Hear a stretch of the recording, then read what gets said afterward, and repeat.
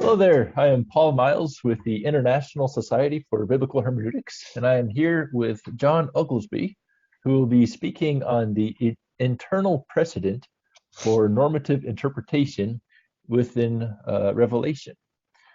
John is the Executive Vice President of Versity and Colorado Biblical University, and he's done a lot of research on this topic. This topic is going to be a chapter in a book that John Oglesby is co-editing with Christopher Cohn. The title is The Green Tree, and it will include this topic as a chapter as well as many other good stuff. All sorts of good stuff always comes out of their publishing branch, which is Exegetica Publishing. Did I get that right? You did. Yep. Okay. Yep. Great. John, thank you so much for joining us. Take it away. Thank you, Paul. It's an honor to be here. And I have had interest in this topic for quite a while, and we'll talk about why that is here in just a minute. But the internal precedent for normative interpretation is supposed to be within Revelation. Unfortunate typo there. But so what am I trying to do within this presentation? I'm trying to answer the question, is there a hermeneutical system designated by the Bible itself? And particularly within this presentation, that's within the book of Revelation itself. And up front, I'll excuse I'm going to have to deal with some allergies during this presentation, so I apologize for that. But that's what I'm trying to answer. Is there a hermeneutical system designated by the Bible? And as you get into this presentation, you may notice some similarities. Dr. Christopher Cohn did a similar study within the books of Genesis and Job, and he with the same intention of establishing an internal precedent for a normative hermeneutic by looking at speech acts and responses within the books of Genesis and Job. And it's a fascinating study because as Genesis covers about 2,000 years of world history, and then as the complementary book of Job, which is in that same general time period, at least for part of the book of Genesis, it establishes a really good precedent for a normative understanding of the Bible, right? And when I'm dealing with the idea of hermeneutics, really quickly, what I mean by that is the set of principles for the translation or interpretation of any given communication. So when we're looking at hermeneutics in this particular instance, we'll be looking at biblical hermeneutics throughout this whole conference or webinar. What I'm trying to do is I'm trying to figure out, does the Bible set out principles for understanding its communication? Does the Bible itself provide that model? And if it does, then what is it? Let's find it. And then once we find it, now we can understand that really, I think we have what's the correct and accurate interpretive method. And so Christopher Cohn goes through and does this similar study within Genesis and Job, which are both often considered historical narrative, the genre of historical narrative. And so there are very few people who would argue that we should understand historical narrative allegorically or the like, right? We should understand historical narrative in a normative way. Very few would disagree with that, and we'll look at that briefly in just a minute. But within prophecy or other genres found in biblical literature, there seems to be some departures, right? It seems the interpretation of the Bible has been a debate since the first books were written. Really, the interpretation of any communication has been that way. How should we understand people, and how should we understand writings and speaking and presentations and all those types of things? But of particular debate has been the interpretation of prophecy. Now, Charles Ryrie does an interesting, he's one of many who makes the claim that all of Christ's first advent, the prophecies pertaining to Christ's first advent, he fulfilled those in a normative way, in a literal way. For example, the place of Jesus's birth would be Bethlehem, and he was born in Bethlehem, right? So those types of things. Isaiah 53 is a really good example. If you read through Isaiah 53 and then see their fulfillments in the New Testament, it's hard to say, well, I have to take that prophecy as allegorical. But on the contrary to that, you have Augustine in the 5th century AD, who kind of presents this Augustinian dualism, which is the idea that narrative can be understood normatively, but prophecy should be understood allegorically. It should be understood in an allegorical fashion. And to be fair to Augustine, there's a sense in which the the context which he found himself in made it problematic to understand prophecy in a normative way. For instance, I would contend that Revelation and that many prophecies, eschatological prophecies, are dealing with the nation of Israel. Well, Augustine, he's living 5th century AD. Israel ceases to be a nation. The temple's destroyed in 70 AD. So it's been roughly 400 years for him, and there's no Israel. There is no national Israel. And so I'm reading Revelation, I'm reading Daniel, I'm reading Ezekiel, and I'm seeing Israel, but Israel doesn't exist. So what do I do with that? Either there is seemingly at first sight 2 options. One, God got it wrong, and there really isn't a future for Israel, or he intended for me to understand it in an allegorical way where I can understand Israel to be something else, all of God's elect, per se.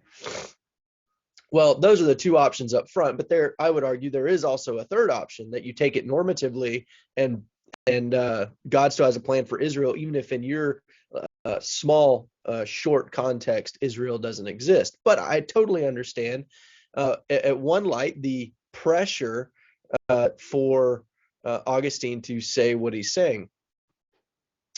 That's as a kind of a side note. I don't want to take too much time with this, but it's one of the reasons I respect John Nelson Darby so much. So John Nelson Darby was born in 1800, so he lives during the 1800s. The nation of Israel still doesn't exist, but he goes to the scriptures. He sees Israel's existence in prophecy, and he says there's still a distinction between Israel and the church. There's still a future for Israel, and Israel wasn't even a nation, and that had been 1800 years roughly that Israel hadn't been a nation. So anyways, kind of a side note, but Augustinian dualism really finds its origins in Platonic dualism, Greek philosophy, right? Plato talking about these 2 different types of truths, and one you can understand and one you can't.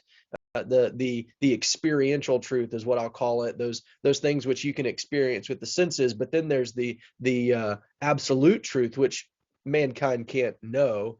And so there's this dualism, and it really starting with there's Philo, and then there's the Jewish theologians who are liking this Greek philosophy, bringing it into their theology, and then you've got it runs into the Christian church, and then eventually you see in Augustine's writings, you then get people like John Calvin saying he could write a statement of faith wholly on the writings of Augustine because he appreciated Augustine's writings so much. So you've got this drive towards historical theology, and Augustine is arguably one of the most influential theologians of all time, as you look at how foundational his teachings are within the more modern 15th century, 16th century theologians are, and then how impactful the reformers are on today and some of the theology they held, and how it was on an Augustinian foundation. And so you have this Augustinian dualism, and so you come to prophecy and you go, well, there's no way I can understand it in a normative way. And Louis Berkhoff continues this idea. He says this in his systematic theology. He says the theory, he's critiquing premillennialism, is based on a literal interpretation of the prophetic delineations of the future of Israel and of the kingdom of God, which is entirely untenable. And so Berkhoff, then he goes on to try and establish a reason why it's untenable, quoting some passages and showing how these prophecies weren't fulfilled literally. And it's a really good read. But this is what he argues, that a normative understanding of prophecy is entirely untenable. It's ridiculous to think you can understand prophecy in a normative way, at least consistently. And him, just like many other covenant theologians, Reformed theologians, would argue or would contend that the dispensationalist, or the one who claims to take a normative approach to all of prophecy, doesn't actually do that, which I would argue oftentimes is because of a misunderstanding of what we mean by literal or normative. And so anyways, you see this, he establishes the problem. The problem is hermeneutic principles when approaching interpretation. You can't take them normatively. You can't take prophecy in a normal way. And to add to the problem, so you have this historical theology, you've got this Augustinian dualism, and it's kind of foundational for many theologians today. And if the dispensationalists would say, well, that's not an issue for me, but oftentimes when we look at dispensational interpretations, or at least interpretations given by dispensationalists, you'll see that same Augustinian dualism within that, because it's so rooted in historical theology that sometimes it's just kind of comes natural. So we have to be careful of that. But to add to the problem, not just historical theology, in fairly recent history, we now have to deal with genres. You have this genre of apocalyptic literature. It's become very popular within many camps. Many different camps of theology hold to this idea of an apocalyptic genre. And the problem is that this genre designation has led many to take an allegorical approach to Revelation. Right? So as I approach Revelation, it's apocalyptic. So it's apocalyptic has been there's no consensus on what it actually means. Like, what makes apocalyptic? How do I do that? And honestly, there's really been no clear definition even of what genre means. There's debates out there. What do I mean when I say genre? What do I mean when I say apocalyptic? Right? There's a lack of definition, which makes it hard to come to any kind of real conclusion. But within apocalyptic, really what it's pointing to is within the era, the time frame of when Revelation was written, the book of Revelation. When it was written, there were a popular style of writing. It's a group of writing that holds similar characteristics. That's basically how I would define genre. There's a style of writing in that time that was highly symbolic. There's a lot of different things that come with apocalyptic literature. There's usually the communications usually through visions. There's an angel or a messenger who's doing the communicating on part of the divine. There's it's a message of doom and gloom, oftentimes the end of the world, right? Those types of things. That's what some of the things that would be considered apocalyptic. The problem for us within this presentation is that most apocalyptic literature is seen to be highly symbolic. It's a huge allegory. It's all allegorical, and so you have to identify these symbols and you've got to establish them, and everything in the book is symbolic. So when you're reading it, oftentimes there's the kind of the idea that if the common sense makes sense, seek no other sense, that kind of idea. So if I'm reading, I'm going to err on the side of a literalness, a normativeness. If it's absurd, then look at it as you have to figure out what figure of speech and stuff like that. And even some of that stuff we could debate on whether that's accurate or not. But within apocalyptic literature, typically you're just going to err on it's a symbol. It's got to be a symbol for something, whether the literary context allows for that or not, because it's apocalyptic literature. And I'll give some examples of this in a minute. But and so this genre designation, it's just the amount of symbolism and it's the allegorical approach to Revelation has been highly based on this genre. For example, N.T. Wright, he takes an apocalyptic approach to the book of Revelation, and he writes. It's in his I won't say his newest work because I'm not keeping up with N.T. Wright, but fairly recent work, the New Testament in its World. It's a commentary on the whole Bible, but he also has a lot of excellent scholarship. He does a great job writing the book. The content within it is I would disagree with a lot of it, but he presents it very well, very straightforward, and he deals with hermeneutics in a lot of areas. One of those is within the book of Revelation, but he concludes this based on the idea that it's apocalyptic literature. He says, at the same time, as with biblical prophecy more generally, the rich symbolic language invites multiple applications and interpretations as the various systems of pagan power behave in characteristic ways, and the church is faced with the challenge of understanding what is happening and acting appropriately. And it's important that you understand that he's not just, so what I would posit it to be accurate is that there's one interpretation, there's a single meaning, and there's an infinite amount of applications, right? And so that's not what N.T. Wright is saying. N.T. Wright here is saying that because of the symbolic language, it invites multiple applications and interpretations. That's problematic for many reasons, but one of them, you have more than one intended meaning. You have more than one meaning in a communication, then you basically have an ineffective communication. There's no real way of communicating truth, because who's to know what the other meanings are and how many meanings are there? If there's more than one, how many are there, and by what standard? Why can we come to that conclusion? So it causes a lot of issues there. And so he comes to that conclusion based on apocalyptic literature. But I would submit this: to establish a passage as symbolic simply because of an external genre assigned to the book places the genre as authoritative, not the Bible, leading to a genre hermeneutics. And so what you've done is you've now usurped the authority of God in his own communication by placing the apocalyptic genre, which the Bible never gives to Revelation, never gives to any book of the Bible, and you're now taking a man-made construct in requiring that the Bible adhere to that in our interpretation, and that's highly problematic. Other reasons have been given to non-normative approaches to the book of Revelation. For instance, Kevin DeYoung gives a theological reason for his deviation, while I would submit, even though he doesn't say this, relying heavily on apocalyptic designations. Kevin DeYoung is a Reformed pastor. I want to give you a quick example. You can go to the website there at the bottom, the Gospel Coalition. He writes an article on a theological primer for the 144,000 found in Revelation 7. And he says this: 144,000 sealed from every tribe of the sons of Israel represent the entire community of the redeemed. Let me give you several reasons for making this claim. So if you go back, I would invite you to go and read Revelation 7 verses 1 through, I think it's 8. I think it's verses 1 through 8. And basically the way it lays out is there's these angels holding back the winds, and God seals individuals. He seals 144,000 people who are from the tribes of the son, from the tribes of Israel. And then it goes on for 4 verses and lists out how many people from each tribe. There's 12,000 from each tribe, and there's 12 tribes, right? Do the math, you got 144,000 people.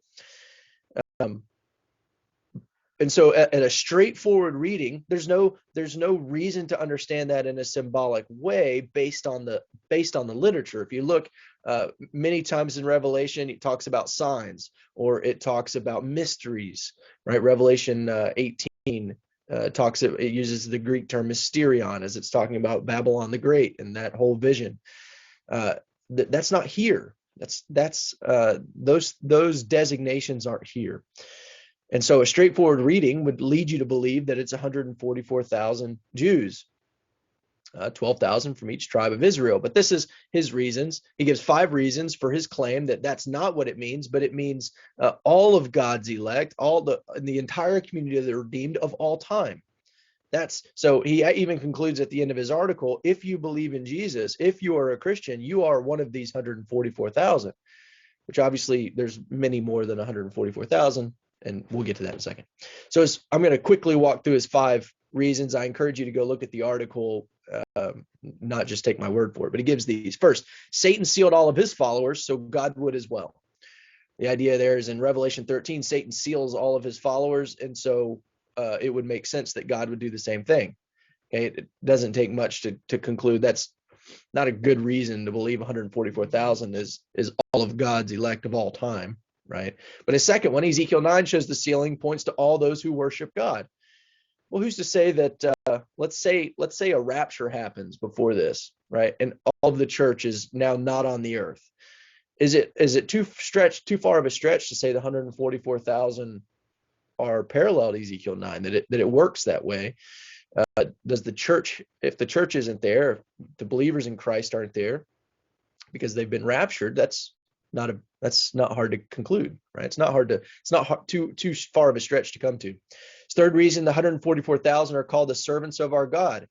There is no reason to make the 144,000 any more restricted than that. Okay, this is a quote from his article. I would submit the list. There's 12 tribes, and it lists how many come from each tribe. That's a good reason. That is a reason in context to make it more restrictive than just servants of God of all time, right? I would submit that the burden of proof is to on the other person to say that this means a whole bunch of people, right? More than what it actually describes. Fourth, the 144,000 mentioned later in chapter 14 are those who have been, quote unquote, redeemed from the earth, and those who were, quote unquote, purchased from among men. And his statement here is this is generic, everyday kind of language, and it has broad meaning. And I would argue, no, it has a very specific meaning, and it's defined in context. And so you have to look at Revelation 7 to identify who are the redeemed from the earth and who are the ones purchased from among men. And then lastly, he would argue 144,000 is a symbolic number, 12 times 12 times 1,000. You've got the 12 disciples, 12 tribes of Israel. You put those together and it shows completeness. So all of God's elect. And then 1,000 is just symbolic for a large number, a large group, a large number, right? This is why Kevin DeYoung and other Reformed theologians can come to Revelation 20 and say the 1,000 years is just a long span of time, because it's symbolic. That's what it means in literature is just a large number. And so he would say it's a symbolic number. The problem is he has no exegetical proof for that. So you can also go and see, he lays out, I really respect Kevin DeYoung for this. He lays out his hermeneutic methodology pretty clearly in this article on this slide. So feel free to go look it up. You can just Google your theological system should tell you how to exegete Gospel Coalition, and it'll pop up. It's an interesting read. He gets most of his content from Moses Silva, who is he writes a chapter in a book, I think it's called Introduction to Biblical Hermeneutics, where he deals with a Calvinistic hermeneutic. So interesting reads. But Kevin DeYoung he contends that he has a theological hermeneutic, that his theology should tell him how to exegete. And part of his reasoning is how can I understand the covenantal language of John 6 if I don't first start with my Reformed theology? That's a whole nother discussion for another presentation, but that's obviously problematic when dealing with the authority of the scriptures. But I would also argue he bases it off of an apocalyptic genre designation, just like Leland Ryken does. Leland Ryken provides the 144,000 as an example of how numbers should be taken figuratively within the book of Revelation. However, Ryken's reasoning for the symbolic nature of numbers is based upon other extra biblical apocalyptic sources. So you go out and you look at all these other writings within the apocalyptic genre, you realize that numbers are symbolic in those writings. So now we're saying, so the numbers in Revelation should also be understood as symbolic. Well, that's obviously also bringing outside authority and imposing it on the scriptures, which I'm going to argue we shouldn't do right now. So let's go ahead and do that. I think within this study, again, I'm looking through the book of Revelation, trying to identify an internal precedent for a normative hermeneutic. But in order for that to hold any weight, for it to be important and useful and helpful and proper, the sufficiency of Scripture has to be true. And the reason I say that is if I'm basing my basic argument here is that if the Bible is sufficient, it has to provide its own interpretive method. And here's my line of logic here. So the doctrine of the sufficiency of Scripture is necessary. Second point here, Solomon establishes the beginning requisite for knowledge and wisdom, which is the fear of the Lord. And we see that in Proverbs 1:7, Proverbs 9:6, and he continues to provide the source of that wisdom and knowledge, and that's the mouth of God, Proverbs 2:6. Okay, so we are the first thing we have to do in order to receive true knowledge, true wisdom, and understanding is we have to fear the Lord. We have to have a proper understanding of who God is in relationship to who we are. And I might add too, that word there for fear in the Septuagint is phobos, which is where we get all of our phobias in the English language, right? Arachnophobia, I'm terrified of spiders, right? We see examples of this. Isaiah 6, Isaiah comes before the Lord, understands who he is and who Isaiah is and who God is, and he cries out in fear because he's about to die, because he's in the presence of a holy God, right? There's a proper understanding of who God is and who we are, and there's that fear of the Lord. That's the first step of proper knowledge and understanding and wisdom. But Solomon tells us also where we receive those things, and that's from the mouth of God. That true knowledge, true wisdom, true understanding comes from God's mouth, which I would submit leads to the superiority of special revelation for gaining true knowledge and wisdom. And in this current dispensation, and I know that's a loaded term, in this current era, economy, where we're at in the progress of revelation right now, I would argue there's a closed canon. And so that special revelation is found in written form, and that's the Bible itself. And I would argue 2 Timothy 3, 2 Peter 1 shows this. 2 Peter 1, 16 to 21 shows this really, really clearly and really, really well. But both of those passages are really helpful here. I would argue the Bible is sufficient to equip the believer, and it contains the necessary information to convert the unbeliever. So the person who doesn't believe in the biblical worldview, the Bible is sufficient to convert them into believers of the biblical worldview. So the Bible is sufficient to equip the believer for the good works which God has prepared beforehand. Similarly, I think 2 Peter 1, 3 to 4, and this is somewhat debated. I think this shows that God has given the believer everything pertaining to life and godliness, which is through the knowledge of him. And we receive that knowledge from the mouth of God, which comes from the Bible. And so there's kind of my line of logic. And because of this, the Bible should be considered sufficient to provide its own interpretive method. And to rebuttal that, if you're going to rebuttal that, let me just ask a couple questions to kind of conclude what I'm trying to say here. If the Bible is not sufficient to provide its own interpretive method, then external data is needed, right? And if external data was needed to understand the knowledge and understanding meant from the scriptures, how could the scriptures themselves be sufficient to transform the believer? Which Paul makes very clearly it has that effect in 2 Timothy 3, Romans 12, 1 and 2, through the renewing of the mind. Would the Bible actually have the ability to boast about providing knowledge or certainty? If the Bible isn't sufficient and it doesn't provide its own interpretive method, then absolutely not. It couldn't provide an absolute source of certainty, because the interpretive method then has to come from something else. It has to come from man's reasoning, per se. And so I would submit, if the Bible can't provide its own interpretive method, then we can only have the level of certainty that fallen man's reasoning can provide. And that doesn't give me very much confidence, right? And so I would submit the Bible is sufficient, and the Bible does provide its own interpretive method, and it's the burden of the student, the learner of the Bible, to understand and figure out, to discover what that interpretive method is. And that's what I'm trying to establish at least a baseline for. There's a lot more study that can be had outside of what I've done and what I'm presenting here. And I'll present a couple questions that needs further exploration at the end of this presentation. But what I'm trying to accomplish here is to establish an exegetical baseline for understanding the Bible in a normative way, placing the burden on the person who would argue against that. They have an exegetical burden of proof to go against a normative understanding of the Bible, particularly dealing within the book of Revelation. So, method for deriving an internal model in Revelation. What I've done, each speech act will be recorded and the responses will be noted. Each response will be categorized in one of two groups. You've got category 1, or what's going to be considered a C1 response, and it's going to be regarded as a normative response. Then you've got category 2, which is C2, which will be regarded as a response which was not based on a normative understanding. Okay, so if a response is C1, it shows that the receiver of the communication, the original receiver that's recorded in Scripture, is understanding the speech act in a normative way.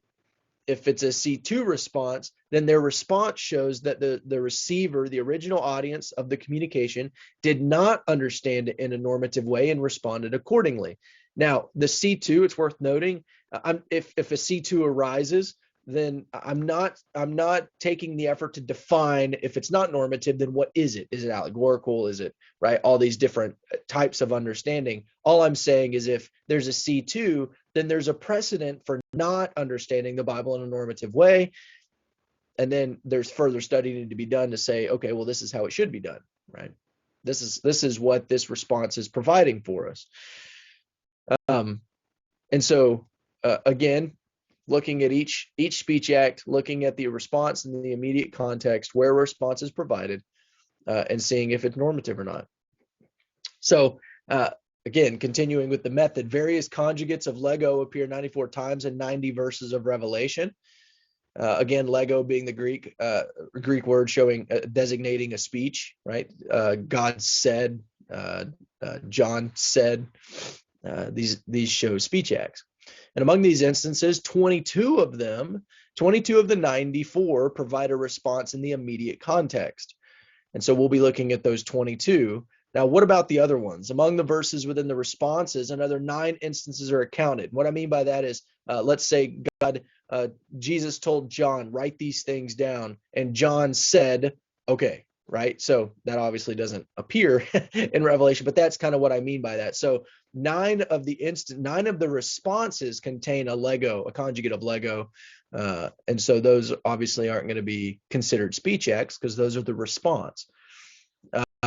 20 of the 94 instances appear in Revelation 2-3, which there'd be no way of providing a response because chapters 2-3 are the letters to the churches. And because Revelation is the final book of the canon, it's the book written last, the last book written of the biblical canon, there would be no way of having a response, considering the response would have to come after the finishing of the letter because it'd have to be sent to the churches, right? So there's no reason we would expect a response within Revelation 2-3, those 20 instances. And the remaining 43 speech acts, they don't provide a response in the context. And so we've got 22 speech acts with responses. And we'll work through a couple of these. I'm not going to work through all of them just for time's sake. But I want to work through a couple just so you can see what I'm doing. And then feel free, I will click through these slides, not lightning speed, so that you can, in the recording, you can pause it and look at the slides and kind of do your own homework, test to see if what I'm saying is legit or if it's all made up rubbish. But, so I'll give you that opportunity. But first, we see the first speech act in Revelation 1:11. Jesus commands John to write about everything he sees and send it to the 7 churches. We see that response throughout chapters 1, 2, and 3 of Revelation in various places. And I would submit John provides a C1 response, again, a normative understanding of the communication, as he writes Revelation, the book of Revelation, and he writes specific sections to the 7 churches mentioned. There's an absence, one could argue, okay, there's a C1 response to the writing, but he didn't just say to write, he also said to send it. And I'm going to say the absence of a C1 response recorded for the sending of the letter does not show a C2 response. There's no precedent for a C2 here. But the act of sending the book of Revelation would not be expected to have been recorded elsewhere in the Bible, as Revelation is the conclusion of the canon. And so it makes sense that you're going to see the writing, that's a C1 response, but the sending, obviously we have no way of understanding it, to see if he understood that in a normative way. There can be an argument, a case made for a C1 response there too, as we presently have the book of Revelation. But again, I will say that's there's no answer able to be provided there.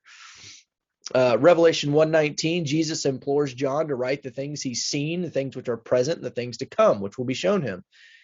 And I'm going to say that there are 2 ways to address the response. First, the existence of the book of Revelation shows a C1 response, as John wrote the things he was told to write. We see it throughout the book of Revelation.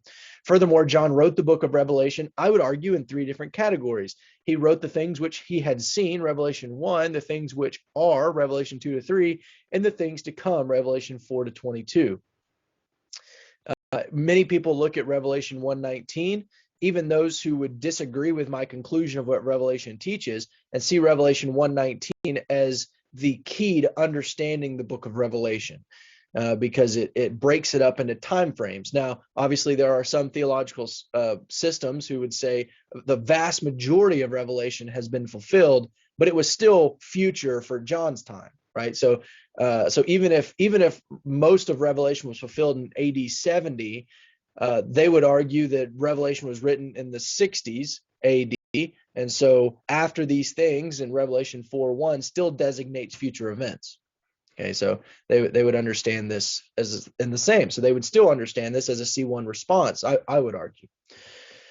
Revelation 4:1b, quote unquote, the first voice, and this is coming out of the New American Standard Bible, the only inspired translation. I'm kidding. Please don't pull that out of context. The first voice commanded that John ascend or come up to see what must take place in future events. His response, Revelation 4:2, I think John provides a C1 response by ascending immediately to the throne room of God, where he begins his journey of future events. So you go on, Revelation 5:2, quote unquote, a strong angel asks a question regarding the opening of the scroll, which is in the hand of the one who sits on the throne. Revelation 5:3, immediately after that, John shows a C1 response by weeping, as he found no one worthy of opening the scroll. Now, you see this weeping, this reaction to what the angel has said, but in order to weep, he has to understand what the angel spoke, what he said, understand it normatively, take the task of looking for someone, because that's what the angel commanded him to do, or asked him about. John looks, doesn't see anybody, and begins weeping, right? So there's a normative understanding of what was asked of him. Furthermore, I would argue the angel comforts John by showing him one who is able to open the scroll and break the seals, again, showing another normative understanding of his own question. Revelation 5:5, as John weeps from not being able to identify anyone worthy of opening the seals within the scroll God holds, the angel comforts John. He goes on, and so we see Jesus actually provides a C1 response, as he does in fact get up, take the scroll, and begin breaking the seals within. So this is the basic idea here, right? I'm looking at speech acts, I'm looking at responses, and we're seeing these normative responses, these C1 responses. I do want to touch on this one because it's a little different. After, quote unquote, 7 peals of thunder spoke, John was about to write what was spoken, but a voice from heaven told him not to write what he heard. And so the absence of what was said by the peals of thunder provide a C1 response. And I bring this up because while this instance is an argument from absence, right, or silence, because you're saying, oh, well, it's not there, therefore it's a C1 response. Because silence was the imperative, because the speech act was don't record these things, I would say it provides an adequate evidence for a C1 response. So we see that again there. Again, take the scroll from his hand. John provides a C1 response as he immediately approaches the angel and takes the scroll. Okay, so there's going to be 22 of those total, some of them dealing within the context of figures of speech, which can be really helpful to see. But the results of the study is this. After going through all 22 of those speech acts, looking at the responses and identifying what type of response it was, 100% of the responses within the book of Revelation show a normative understanding of communication. And I would submit it provides overwhelming evidence for a prescribed internal model of interpretation. I can look at the book of Revelation, see how it's a descriptive model for understanding language, what's being said. And it's particularly important because it is within the book of Revelation. You see these responses even amongst visions, right? We see in the vision the eagle flying over the earth and giving woes to the earth. And then what you see in response to that is events on the earth giving woeful events, right? And so there's woeful results. Within visions, within figures of speech, we see this normative understanding of language, this normative understanding of communication. Now, are there symbolisms and figures of speech? Absolutely, but we have to understand those in a normative way, right? To look at the 144,000 and submit that it's symbolic simply because it's apocalyptic literature is not it's not understanding language in a normative way. It's not using the context to understand whether it's symbolic or not. To understand the 144,000 is all of God's redeemed because of a theological hermeneutic, because my theological system requires it, or my theological system doesn't allow it to be 144,000 Jews. That's not understanding language in a normative way. That's imposing some type of outside source onto the language and then allowing that outside source to be the authority. And that's problematic. That's a difficulty that you have to overcome. We have to overcome those things. And just some implications, and then we'll do a brief look at a couple questions for further study. Communication should be understood in a normative, common sense fashion. The method of interpretation which models this, I would submit, has become known as the literal-grammatical-historical method, as it utilizes grammar and context to understand the normative usage of language in the communication being studied. And what's important here is maybe I could add consistent, consistently using this, not just in historical narrative, not just in those writings that record historical events, but also within prophecy. We have to use the LGH. Within poetry, we have to use the LGH, which is the literal grammatical historical. We have to use normative understanding of language to impose outside influences onto the text is problematic. And I would, two more implications here, which are significant: to deviate from a normative interpretive method whenever approaching the scriptures as a whole requires strong exegetical proof. And that exegetical is a really important word here. What I'm saying is I have done what I have tried to provide exegetical proof for a normative interpretive method, for approaching the scriptures in a normative way, and it's been exegetical. So arguably what I'm presenting is based on the authority of the Bible itself. It's what the Bible is presenting as its preferred or necessary interpretive method. So in order to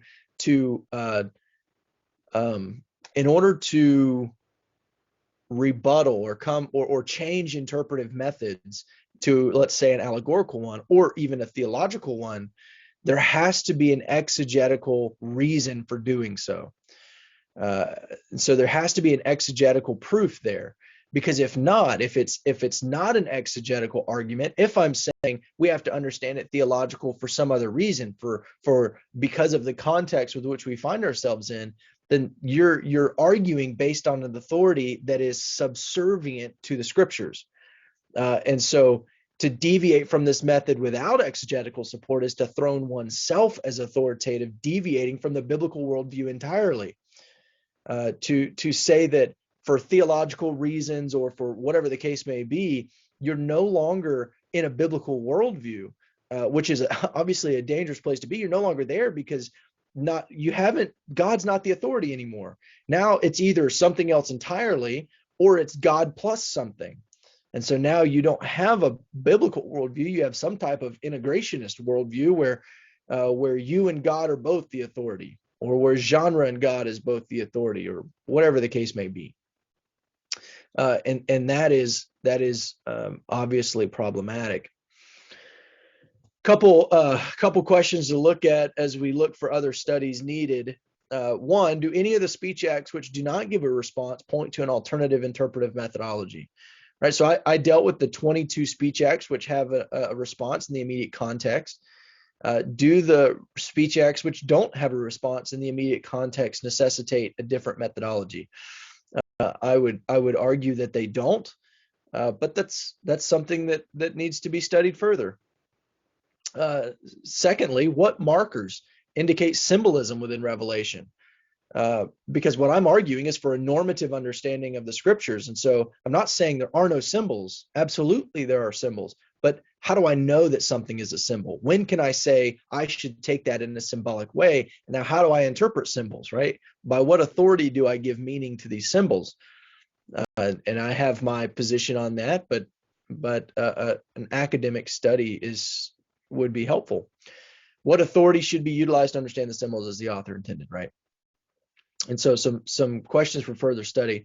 Another thing that I might add in here that's not here yet, but there's this idea of speech act theory, and I am not in any way in this presentation invoking speech act theory, if you will. I use the term speech act to be frank, because it sounds more academic than when people say something, right? But I'm not invoking speech act theory there. But it would be a worthy study to see what the validity of this idea of speech act theory and whether it should be utilized or not. So just some other things, some other studies. And so I would conclude with this. I would encourage to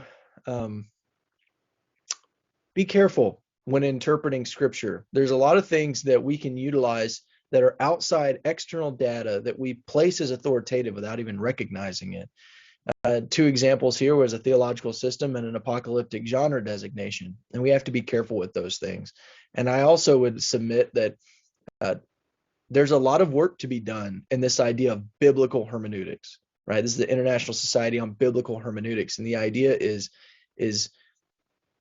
and I'm not speaking for the International Society on Biblical Hermeneutics in any way, but what I'm saying is biblical hermeneutics.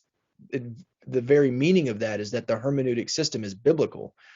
And so how do we understand something to be biblical? We have to go to the scriptures to figure out what is biblical, what actually is based on the Bible. And so we have to do that. And that's what I'm attempting to do here. So that's all I've got. I think I did 44 minutes, which is not too far off. And so I think we're opening up for some questions. Thank you so much, John. That was really good. Certainly, it was an honor and a lot of fun.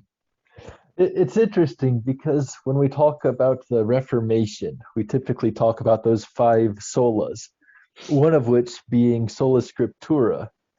And it sounds like the dispensationalist is taking sola scriptura, scripture alone, to its natural end, that it is sufficient for hermeneutics, while as those that take the name Reformed theology have to go somewhere else to get their hermeneutic. Is that a fair representation? Yeah, I think so. And so the Reformed and we're broad brushing with that, right? But the Reformed camp would there are many examples of them understanding based on a historical theology, right? So within worldview, you've got epistemology, which is that foundational category of worldview, and it encompasses the authority as well as how do we interpret that authority. I would argue, but some wouldn't, right? So there are many Reformed philosophers who don't even deal with hermeneutics when they're working through worldview. And the ones that do, like Van Til, for instance, gives credence to a historical theology as understanding hermeneutics. So then you see that play out in Moses Silva in his writing in the Introduction to Biblical Hermeneutics, and he basically says Calvin presents a model for deriving a hermeneutic, and that we have to start with our system of theology. You've got his system of theology, then you have him working through his commentaries, and then you see his systematic theology working how he understands the commentaries. And so he basically does the work to show, many Reformed people, they use their systematic theology, therefore a theological hermeneutic is valid. And that I would argue, again, as I've said already, and as you were just mentioning, it is changing the very foundation of your worldview. And you see that the implications of that, you can do, I mean, I recently listened to you on a paper about the kingdom. The implications of one's hermeneutic, even played out in something like the kingdom, has massive socio-political implications, ethical implications, and so it's a big deal. And the dispensationalists, and I might give way a little bit here, and in all fairness, and it's something that has to be dealt with, and I have my reasoning for it, but some would argue that what I'm doing is circular reasoning. You're looking at the Bible, you're going to the Bible to figure out how you're supposed to interpret the Bible, but in the process of doing that, you're using an interpretive method to understand what the Bible is saying, right? So there's like this circle that you have to get around that. And one, I would submit, everyone has a circle, right? There's always a circle at the beginning of worldview. But two, for many reasons, I would argue, because of the origin of language, because us being created in the image of God, we understand there's a normative way to communicate. What I'm trying to argue is that there's no biblical evidence for adding onto that normative understanding of language. And so I'm not trying to submit that this is absolutely the way we should I'm just saying the Bible presents a normative methodology, and to add to that requires some type of exegetical proof, right? So as a Reformed person, they might look at me and go, "You're ridiculous because you're just performing circular reasoning." But I would submit that's not what I'm doing. I'm just simply saying that The Bible is normative, and we've been endowed with based in the image of God.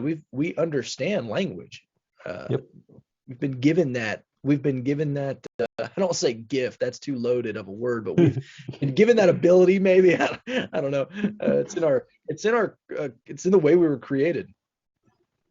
Very well said. My wife is a dispensationalist, so she told me to take out the garbage, right? And I say, oh, but dear, I have taken out the garbage. I have taken all of my spiritual garbage and baggage from the past. I've laid it at the foot of the cross. I have been redeemed. And she wouldn't accept it. I had to take out the trash in a literal sense, right?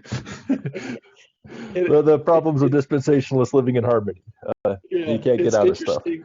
I use the example when I teach hermeneutics. I use the example of, because we're usually sitting in a classroom and the door is usually open. And I'll say, what would you do if I told you to go shut the door? Or I asked you, I usually am trying to be a little more polite than that. What if I asked you to go shut the door? What do you think I mean by that? Well, go shut the door. The door's open in the room we're in, and you're being loud and obnoxious, and I need to go shut the door. Right. Now, would it make sense for you? Let's say that you have just been given an opportunity. You've got a job opportunity. You've got a new career path that's been opened up to you. I have no idea that that's the case, and I'm teaching a hermeneutics class, and I tell you to go shut the door. Would it make sense if you understood me to say, don't take the job opportunity and shut the door on that opportunity? Well, no, it wouldn't. Well, why? Because that's not a normative way to understand language. That's not context we're in. That would make no sense. Now, if it was the end of class and you came up and told me about this job opportunity, and we were talking about that, and I said, you should probably shut the door to that opportunity. Well, now what do I mean? Okay, well, now based on context, that same phrase can mean something differently. But both cases are a normative way of understanding language, but it's based on the context. And that's the same thing we find in Revelation, right? 144,000, the context does not allow it to be all of God's elect of all time. I would argue the context doesn't allow it to be understood symbolically.